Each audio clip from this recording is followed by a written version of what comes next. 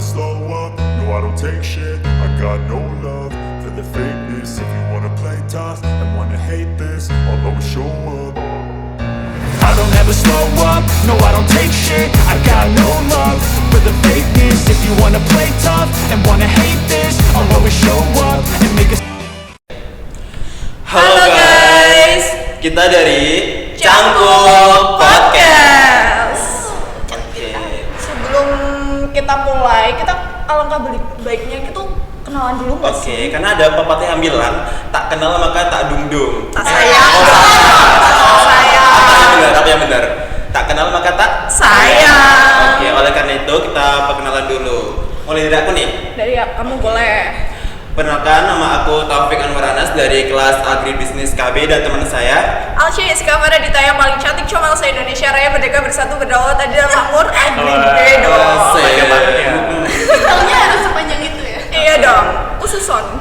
Khususon. Oke, kita di sini Nggak sendirian ya, dong. nggak sendirian. Pasti ada temennya dong. Ya. Kita mengundang narasumber yang diimpor langsung dari benua Eropa nih. Eropa, Benua Eropa. premium ya. Premium banget, grade A malah. Langsung aja yang paling ganteng deh. Yang paling ganteng nih dari benua Eropa. Perkenalkan, nama aku Gaisal Ghazali, aku dari Prodi Agribisnis kelas B. Asalnya mana nih Kak Gaitsa? Asalnya dari Eropa tadi katanya. Oh, Eropa bagian mana? Bagian mana? Band kabupaten. Enggak ya. Aku orang lokal. Jadi Kediri asli, Orang asli. Lalu yang kedua yang paling cantik nih, siapa nih? Halo, kenalin nama aku Anissa Ramadhani dari kelas Agribisnis KB juga. Dari mana asalnya? Aku dari Solo. Solo apa? Solo balapan atau Solo aja? Putri Solo. Beach dan Solo. Blackpink. Oh, boleh. Ini ngomong-ngomong di sini kita podcast itu mengangkat topik mengenai pentingnya teman sefrekuensi di dunia perkuliahan. Betul nggak Alsa ya? Betul sekali. Oke. Untuk yang pertama nih, kalian kan asalnya dari Kediri dan dari Solo. Gimana nih perjuangannya untuk bisa masuk di Universitas Brawijaya PSDKU Kediri ini? Kita flashback ke belakang. Aku dulu nih. Oke. Dari yang cantik. Dia cantik dulu. Aduh, keras banget sih perjuanganku dulu tuh. Aduh. Aku anak SNBP. Jadi kayak ya Allah, ya udahlah. Tapi aku nggak menyerah gitu aja. BTW aku tuh sempat les 1 tahun BGO. Iya banget. Boleh lah. Boleh. Berarti penuh perjuangan nih ya masuk sini. Oh, kalau yang ganteng nih gimana? Kalau aku tuh SNBP nggak terima, sempat merah. Aduh, dapat warna cinta. Iya, merah Aduh, cinta sedih banget. gitu. Iya. Merah.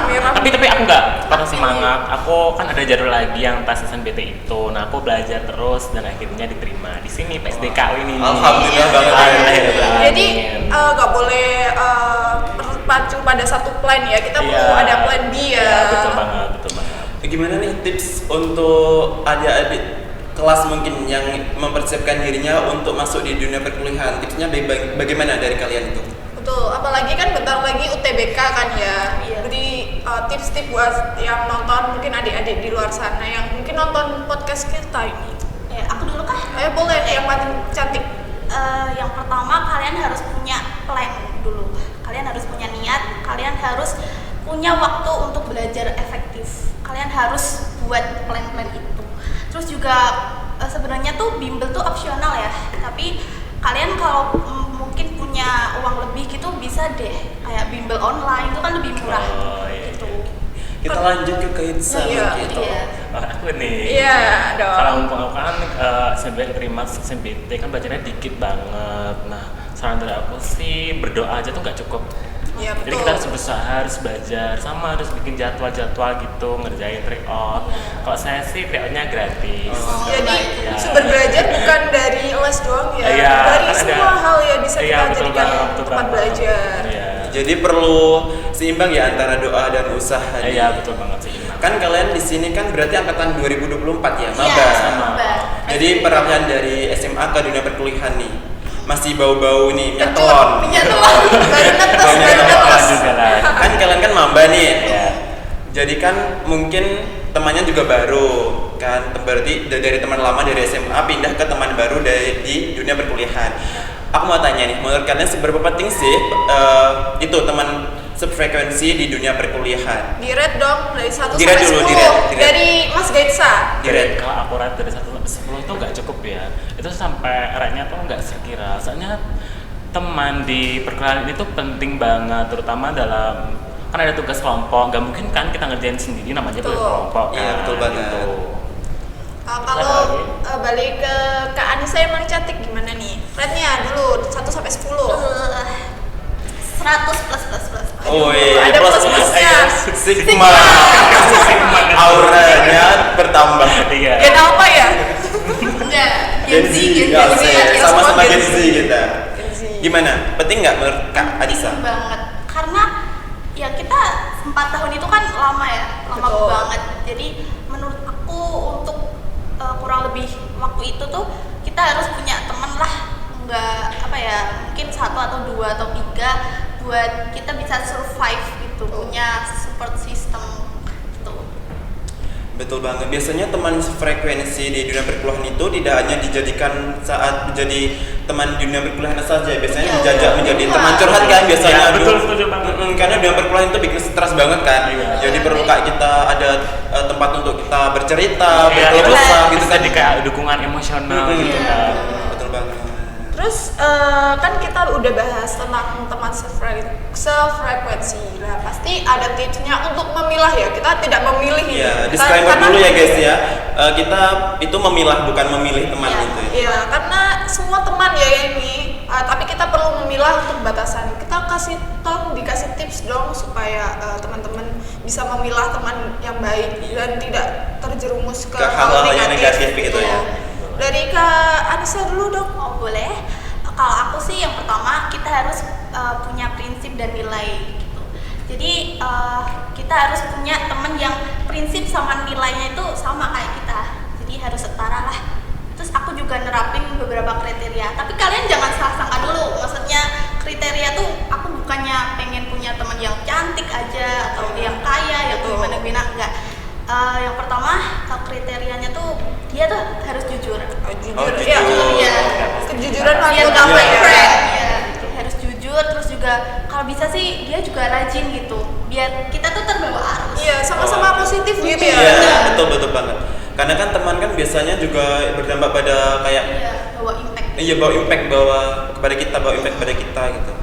Lalu untuk Kak Gaitsa nih gimana? Kalau aku sendiri sih yang paling penting itu harus punya sama-sama interestnya sesama, kesukaannya sama. Misalnya kan aku nih suka K-pop nih, ya gitu.